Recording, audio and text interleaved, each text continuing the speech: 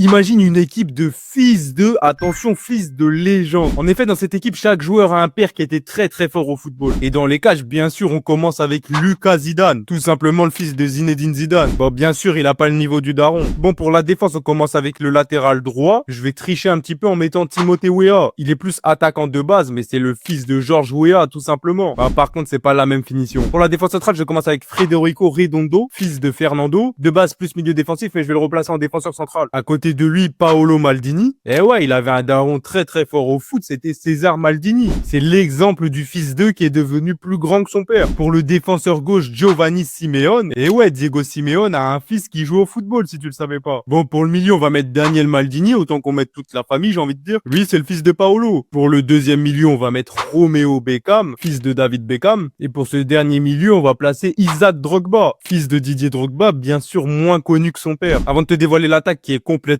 folle, n'hésite pas à me donner des concepts d'équipe à faire en vidéo. À gauche, bien sûr, je commence par Marcus Thuram, fils de la légende Lilian Thuram. C'est l'un des fils d'eux le plus connu dans l'histoire du foot. Pour l'ailier droit, Justin Kluivert, fils de Patrick Kluivert. Pas très constant, mais il peut faire du sale quand il veut. Bien sûr, c'est pas le niveau du daron non plus. Et pour le buteur, c'est quelqu'un qui a dépassé le niveau du daron. Par contre, c'est Haaland. Et ouais, son père était footballeur lui aussi.